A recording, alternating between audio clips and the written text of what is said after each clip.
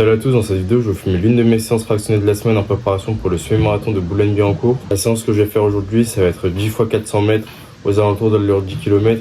Dans la suite de la vidéo, je vais rentrer plus en détail dans cette séance et vous dire comment évolue ma forme ces dernières semaines en préparation pour le semi-marathon. Avant de vous laisser avec la suite, si vous me découvrez avec cette vidéo, je m'appelle Baptiste et j'ai 20 ans. Je documente mon parcours en course à pied. Je parle également de sport, de psychologie et d'état d'esprit. Donc si tous ces sujets vous intéressent, n'hésitez pas à vous abonner, à liker la vidéo. Ça me soutient, ça permet de faire grandir la chaîne. Comme je vous l'ai dit juste avant, la séance que je vais faire aujourd'hui, ça va être ma séance de fractionné de la semaine.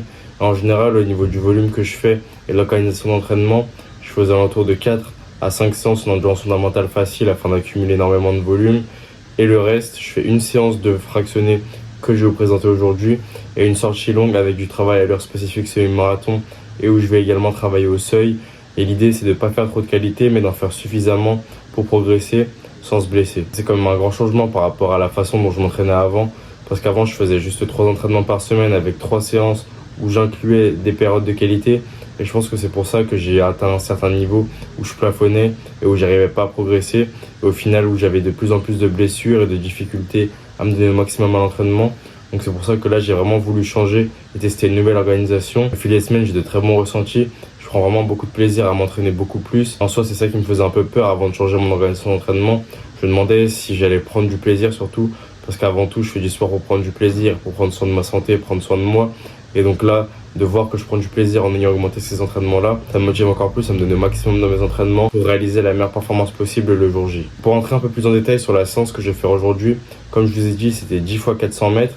Et l'idée, c'est de commencer tout d'abord avec 20-25 minutes d'échauffement en endurance fondamentale. L'objectif, comme d'habitude, c'est de préparer le corps à fournir un effort qui va être quand même intense, où je vais travailler sur des allures assez rapides. Au niveau des 10 x 400 mètres, l'objectif, ça va être aux alentours de l'heure 10 km, un peu plus lentement si je sens que je suis vraiment pas en forme, ou aux alentours de l'heure 10 km si je sens que ma forme du jour elle est bonne. Et l'idée durant ces répétitions-là, c'est vraiment d'être bien relâché, de ne pas avoir besoin de trop forcer et de dégrader sa foulée durant chaque répétition.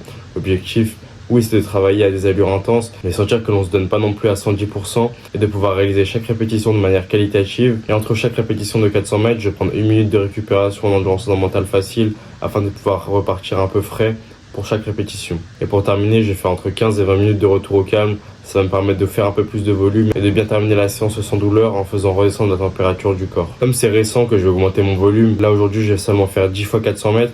Et dans les prochaines semaines, si je veux vraiment progresser et augmenter encore en niveau, je vais sûrement augmenter à 12 x 400 mètres, ensuite à 15 x 400 mètres. Au fil du temps, je pourrais accumuler de plus en plus de volume de qualité. Mais là, dans un premier temps, je préfère être un peu prudent, quitte à faire un peu moins de répétitions. L'objectif, c'est que je mette quand même de l'intensité, mais pas de trop forcer, au risque de me blesser ou d'avoir des douleurs qui reviennent. Dans la suite de la vidéo, je vais vous filmer quelques plans durant cette séance et ensuite je vous donnerai mon ressenti sur la séance. Donc voilà, je vous laisse avec la suite de la vidéo.